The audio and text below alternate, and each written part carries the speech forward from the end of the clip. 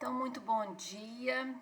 Nós vamos dar continuidade ao estudo da avaliação antropométrica agora com a parte 6. Bem, nós entramos agora, gente, a falar sobre a estatura. Então, nós já falamos tudo referente ao peso e vamos falar sobre a estatura, que é considerada a segunda medida mais tradicional e mais utilizada em avaliação nutricional.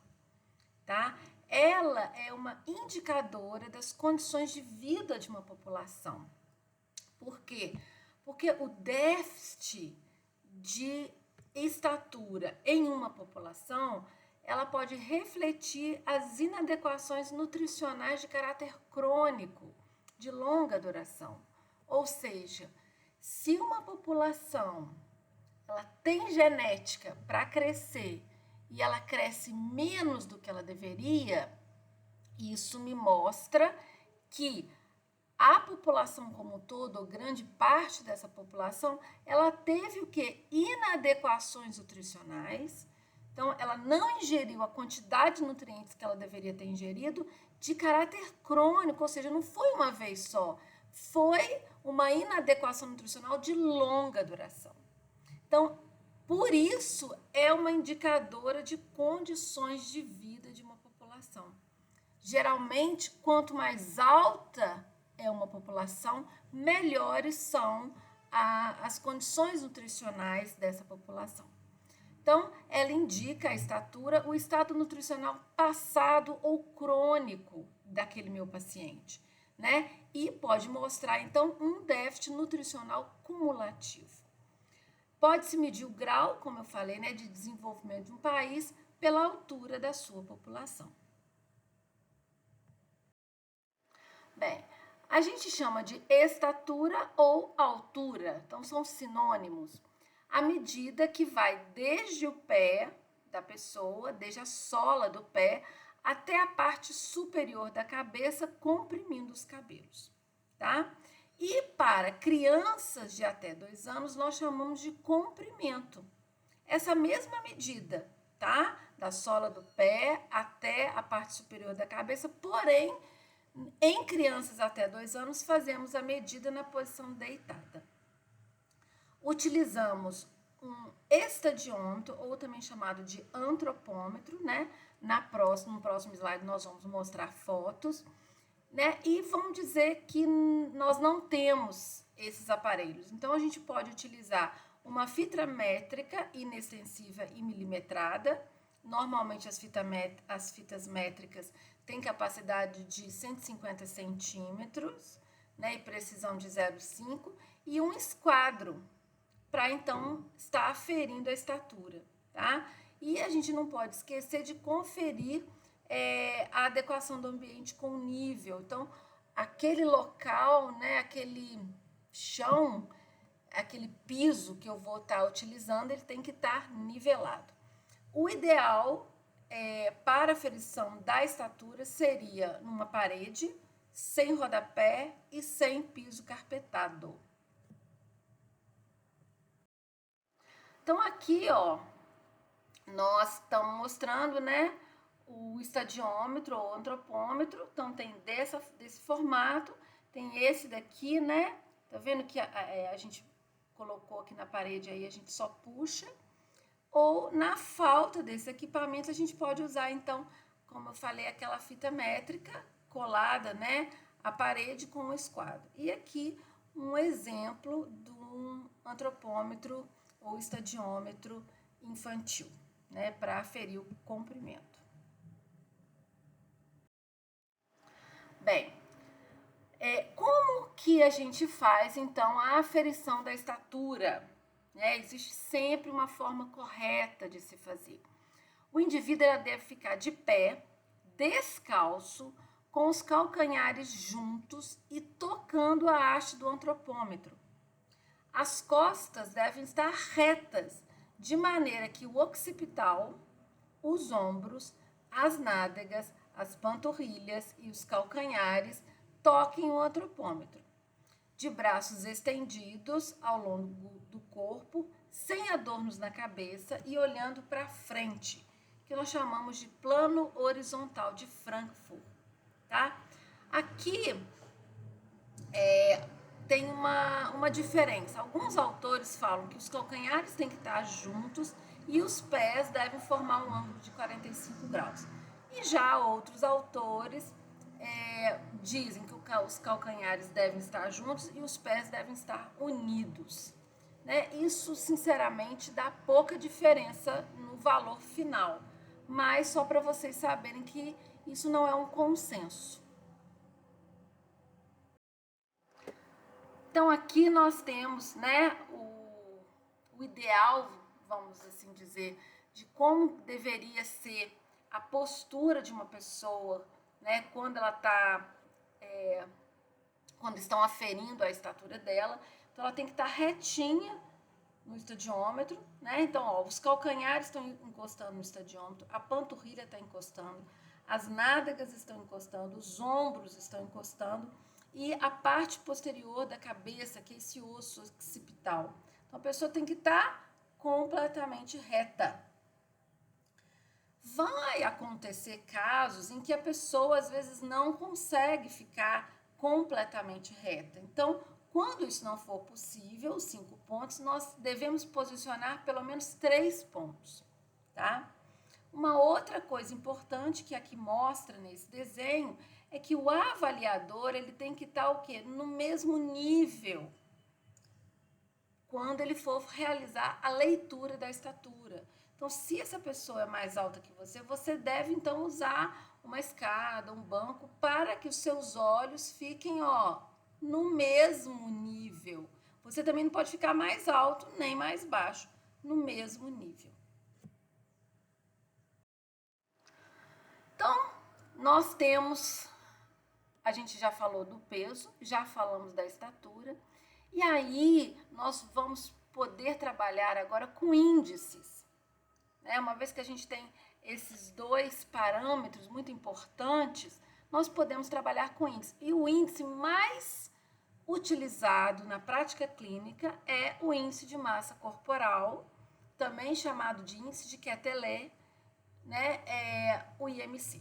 Tá? Então, o IMC, nós já estamos acostumados com esse índice, né? Mas é interessante a gente voltar na fórmula. O índice de massa corporal é o peso em quilos dividido pela altura ou estatura em metros ao quadrado. Então, o cálculo é simples, mas a interpretação existem algumas dificuldades. Então, por exemplo, eu coloquei aqui, um homem adulto com IMC de 30, se for um homem de 20 anos, normalmente, em média, ele vai ter o percentual de gordura de 30%. Mas se ele for, por exemplo, um idoso, esse percentual pode chegar a 40%. Mostrando que, dependendo da idade, o mesmo IMC pode significar percentuais diferentes, tá? Isso tanto em homem quanto em mulheres, tá? Outra coisa que a gente pode comparar é exatamente os sexos. Um homem de IMC 30 normalmente é um percentual de 30. Uma mulher com IMC de 30 pode chegar ao percentual de 40%. Então, o sexo varia, o percentual de gordura corporal varia com o sexo e varia com a idade. Bem, devemos conhecer sempre, né, gente, que vamos utilizar uma ferramenta, nós devemos sempre conhecer as limitações dessa ferramenta. Então, o índice de massa corporal ele foi criado para ser utilizado em descendentes de europeus. Então, quando você utiliza esse IMC para não europeus ou não descendentes de europeus, o que pode acontecer? Pessoas que são normalmente mais baixas que essa população, o IMC subestima o peso apropriado. Então, fala que o peso dessa pessoa é menor do que ele deveria ser. E com pessoas mais altas que a média dessa população, esse IMC, ele superestima o peso apropriado, ou seja, fala que o peso é muito maior do que ele deveria ser, tá? Então, isso é um problema. Outra coisa importante, o IMC não é aconselhado a ser utilizado para indivíduos que têm desproporcionalidade corporal. O que é isso? Pessoas que têm troncos muito grandes ou pernas muito curtas, são muito desproporcionais, o IMC não vai aferir corretamente.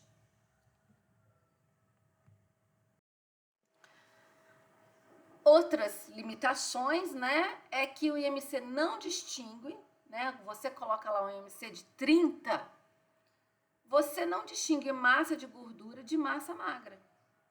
Pode ser que eu posso estimar pouco a gordura em indivíduos mais velhos. Então, em indivíduos mais velhos, eu posso, um IMC de 30, eu posso estar achando que o percentual dele é um percentual X, mas é um percentual muito maior, porque a gente viu que o percentual de gordura aumenta com a idade. E pode ser também que essa pessoa esteja o quê? Com uma massa magra muito alta. E apesar de um IMC de 30, né, que a gente tem, se a gente vai ver mais para frente, que está caracterizado como obesidade, pode ser então, né, que essa pessoa tenha um excesso de músculo, tá? Então, assim, a gente tem que entender isso, é uma limitação do IMC. Então, ele não reflete a distribuição de gordura corporal, ou seja, ele não mostra, né, dá um percentual de obesidade. Eu não sei em que parte do meu corpo concentra-se mais essa gordura, tá? E não indica o mesmo grau de gordura em populações diversas, né? Então, diferentes populações, mesmo IMC, significa percentuais diferentes. Bem, de qualquer maneira, o IMC ele apresenta uma alta correlação com quantidade de gordura corporal em termos populacionais. Quando a gente vê a população, gente, então a acurácia do diagnóstico de obesidade, então quando o IMC fala que é obeso, né, isso é verdade em 94% das mulheres e 82% dos homens. Então, apesar de todas as limitações do IMC, ele ainda, para a população, é um parâmetro interessante da gente utilizar. E a gente vê um aumento de morbidade, de mortalidade, sempre que há um aumento de IMC para todos os grupos, tá? Obviamente, o grau de aumento dessa morbidade, dessa mortalidade, vai depender de várias coisas. Vai depender da raça, da idade, do sexo, da condição social, da história familiar, da presença de outros fatores de risco. Porém, na população, quanto maior o IMC, maior as doenças, maior o risco de morte. Bem, os estudos realizados revelaram que valores de IMC abaixo da normalidade predispõem a que tipo de doença, gente? A doenças associadas à desnutrição, né? Que normalmente são doenças carenciais, tá? E doenças pulmonares e infecciosas, tá? Enquanto valores elevados de IMC relacionam-se com aquelas doenças associadas à obesidade, que são as doenças crônicas não transmissíveis, ou hoje também chamado de condições crônicas não transmissíveis. Aqui a gente apresenta, né, a classificação clássica do IMC, né, onde não distingue-se idade e sexo, que ela foi utilizada na OMS de 98 e na OMS de 2000, e desde então não houve modificação. Então, a gente divide em magreza grau 3, IMC abaixo de 16, ou também desnutrição grave, ou também chamado de baixo peso severo.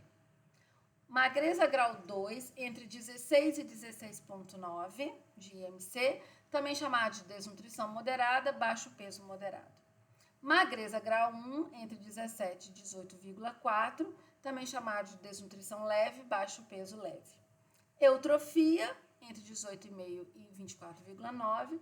Pré-obesidade ou sobrepeso, que é entre 25 e 29,9. Obesidade grau 1 ou classe 1, entre IMC de 30 e 34,9. Obesidade grau 2 ou classe 2 entre IMC de 35 e 39,9 e obesidade grau 3, né, ou classe 3, ou também chamada de obesidade mórbida, é um IMC acima de 40 quilos por metro ao quadrado.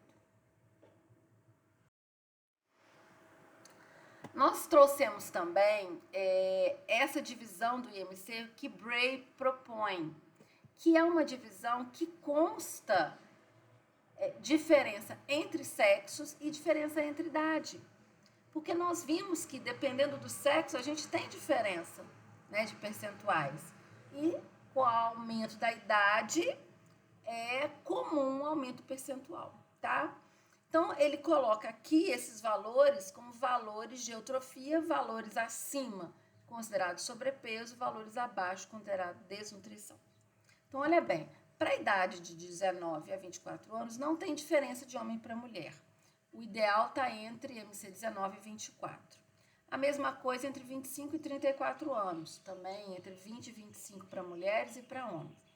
Agora, nos 35 a 44 anos, aqui começa a mudar.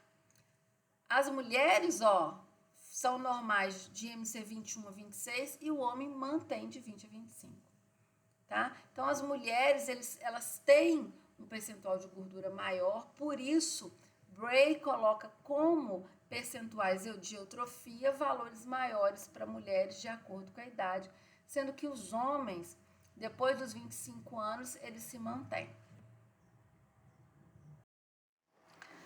E para terminar, eu quis trazer para vocês esse nomograma. Nomograma é um método rápido para a gente fazer o cálculo do IMC, muito utilizado em estudos populacionais, onde você não tem muito tempo de ficar fazendo o cálculo. Então, você utiliza esse nomograma, você pega uma régua, tá? E você põe na régua a altura de um lado, né? E o peso da pessoa do outro, e aí você faz um risco. Aonde a régua bater no IMC aqui, vai ser o IMC da pessoa. Então, o método mais fácil, mais rápido de se calcular o IMC. Então, gente, era isso que a gente queria falar, né, nessa parte. E eu vejo vocês na próxima.